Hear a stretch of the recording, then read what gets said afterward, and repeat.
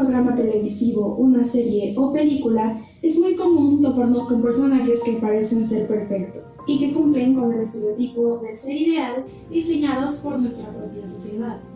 Como por ejemplo aquel superhéroe fornido, de alta estatura, mandíbula súper definida y que cuenta con una fuerza sobrenatural. O aquella mujer con cintura diminuta, aspecto delicado y cabello abundante. Ambos ejemplos son personajes que a menudo representan el bien, vendiendo al público la idea de que si cumples con ciertas características, mereces ser valorado, admirado, reconocido y, por qué no, un ejemplo a seguir. Cabe recalcar que no hay nada de malo en ello. Finalmente, en una historia siempre debe haber un protagonista y un antagonista. Lo malo surge cuando relacionas a esa persona atractiva con el bien y a las personas que cumplen con características no normativas, como por ejemplo las personas con obesidad, con acné, que tienen algún tipo de discapacidad, que no son heterosexuales, etc., como el villano. Lamentablemente, esto ocurre en muchos medios audiovisuales, difundiendo así la ignorancia y el rechazo hacia estos grupos. Si bien es un hecho que el ser humano tiende a sentirse incómodo hacia lo desconocido, ¿por qué en pleno siglo XXI, conscientes de que todos los cuerpos son distintos, que existen discapacidades y enfermedades mentales, no somos capaces de respetar y aceptarnos con nuestras diferencias? Si bien es cierto que la educación influye en cómo vemos las cosas, los medios de comunicación juegan un rol muy importante sobre cómo interpretamos y asociamos dichos grupos sociales. Es por ello que a continuación te presentaremos algunos ejemplos de cómo los medios de comunicación manejan la discapacidad de personas en los medios audiovisuales. Como ya mencioné, tanto en la pantalla grande como en la chica hay numerosos ejemplos de cómo los medios manejan de manera errónea a las discapacidades. Por decir algunos ejemplos, encontramos a Jason, de la película de Viernes 13, un personaje característico por llevar a todas partes su máscara de hockey. El personaje, por el simple hecho de matar, ya es malvado. Pienso que cualquier persona que pudiera verlo se percataría de este hecho.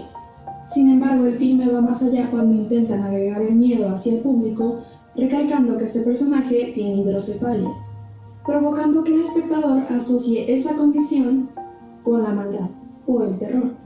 Pasando al siguiente ejemplo, hay numerosas producciones cinematográficas que han ocupado a los hospitales psiquiátricos como escenario para grabar sus filmes de terror. Por dar un ejemplo, está la famosa serie de American Horror Story, que una de sus temporadas se desarrolla en un asilo. En este lugar se presentan muchos personajes que cuentan con ciertas enfermedades mentales, y la mayoría de ellos cometen actos atroces. Lo malo en este tipo de películas es que nuevamente villanizamos a una persona que tiene cierto tipo de condición distinta a la normal establecida por la sociedad y ocasiona que relacionemos esas enfermedades con algo malvado y atroz, rechazando y juzgando a las personas en nuestra sociedad que tienen este tipo de enfermedades mentales. Un caso muy peculiar y famoso es el de Harley Quinn, perteneciente a los cómics de DC, donde romantizan el síndrome de Estocolmo que ella sufre por el archienemigo de Batman, el Guasón. Sin duda hay muchos ejemplos más, como podría mencionar El fantasma de la ópera,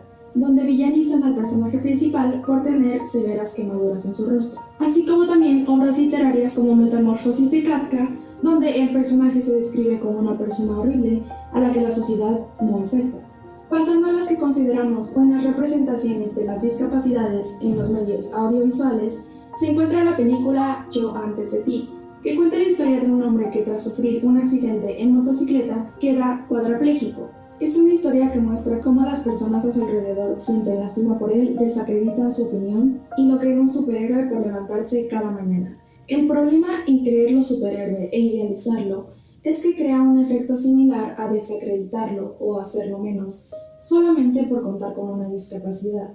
La persona es persona con o sin discapacidad.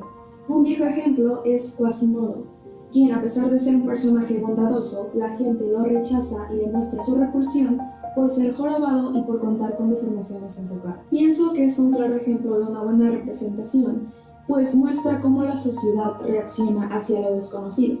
Pasando por el siguiente ejemplo se encuentra Stevie Kenarvan, de Malcolm el del medio. Este personaje sufre asma y además se encuentra en una silla de ruedas. Por un lado podemos ver cómo Malcolm lo trata como una persona normal y cómo por otra parte la mamá de Malcolm lo desacredita y usa una frase que se ocupa mucho para personas con una discapacidad: el pobrecito. Esos fueron algunos ejemplos de cómo los medios de comunicación abordan la discapacidad. Pienso que es importante identificar a estos personajes y analizar cómo es que los involucran en la historia para cuestionarnos cómo estos productos audiovisuales influyen en la manera en que interpretamos a estos grupos sociales. Pensando que el mundo es grande y allá afuera hay muchas personas que cuentan con discapacidades mentales y físicas que están consumiendo ese tipo de producto y que afectan a la imagen de todos ellos, pues la mayoría de las veces los medios de comunicación lo representan de manera errónea.